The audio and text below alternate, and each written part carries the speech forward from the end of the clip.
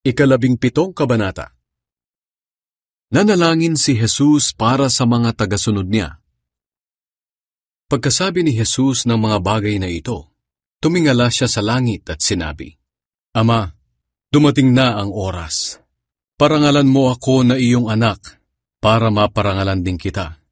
Sapagkat binigyan mo ako ng kapangyarihan sa lahat ng tao, para mabigyan ko ng buhay na walang hanggan ang lahat ng taong ibinigay mo sa akin.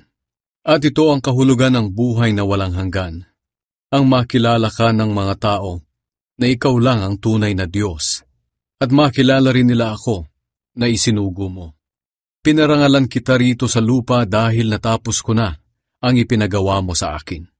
Kaya ngayon, Ama, parangalan mo ako sa piling mo. Ipagkaloob mo sa akin ang karangalang taglay ko sa piling mo, bago pa man nilikha ang mundo. Ipinakilala kita sa mga taong pinili mo mula sa mga tao sa mundo at ibinigay sa akin. Sila ay sa iyo at ibinigay mo sila sa akin. At sinunod nila ang iyong salita. Ngayon alam na nila na ang lahat ng ibinigay mo sa akin ay nanggaling sa iyo. Sapagkat itinuro ko sa kanila ang mga itinuro mo sa akin. At tinanggap naman nila. Sigurado silang nagmula ako sa iyo. At naniniwala silang isinugo mo ako. Idinadalangin ko sila. Hindi ako nananalangin para sa mga taong makamundo, kundi para sa mga taong ibinigay mo sa akin. Dahil sila ay sa iyo. Ang lahat ng sa akin ay sa iyo, at ang lahat ng iyo ay sa akin. At napaparangalan ako sa pamamagitan nila. At ngayon, babalik na ako sa iyo, at hindi na ako mananatili rito sa mundo. Pero sila ay mananatili pa sa mundo. Banal na Ama, ingatan mo sila sa pamamagitan ng kapangyarihang ibinigay mo sa akin, upang sila'y maging isa katulad natin. Habang kasama nila ako, iningatan ko sila sa pamamagitan ng kapangyarihang ibinigay mo sa akin. Iningatan ko sila at walang napahamak sa kanila, maliban sa taong itinakdang mapahamak para matupad ang kasulatan. Ngayon ay babalik na ako sa iyo. Sinasabi ko ang mga bagay na ito habang nandito pa ako sa mundo, para lubos silang magalak tulad ko. Itinuro ko na sa kanila ang salita mo.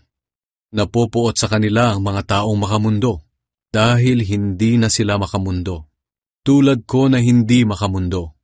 Hindi ko idinadalangin na kunin mo na sila sa mundo, kundi ingatan mo sila laban kay Satanas. Hindi sila makamundo, tulad ko na hindi makamundo.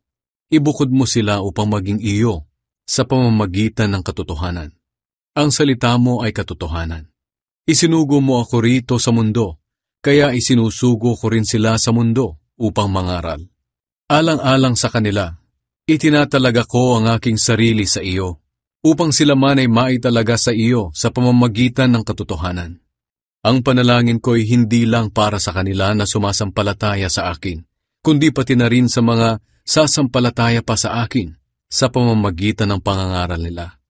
Idinadalangin ko sa iyo, Ama, na silang lahat ay maging isa gaya natin. Kung paanong ikaw ay nasa akin at ako'y nasa iyo, naway sila man ay sumaating, para maniwala ang mga tao sa mundo na ikaw ang nagsugo sa akin. Binigyan ko sila ng karangalan tulad ng ibinigay mo sa akin, upang sila'y maging isa katulad natin. Nasa kanila ako at ikaw ay nasa akin, para sila'y lubos na maging isa.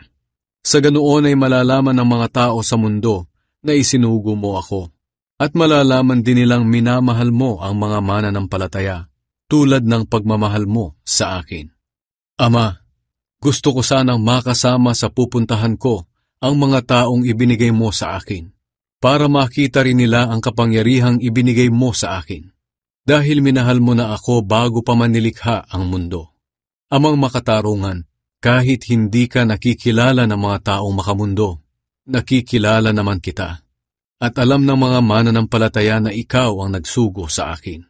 Ipinakilala kita sa kanila, at patuloy kitang ipapakilala upang ang pagmamahal mo sa akin ay mapa sa kanila, at ako man ay mapa sa kanila.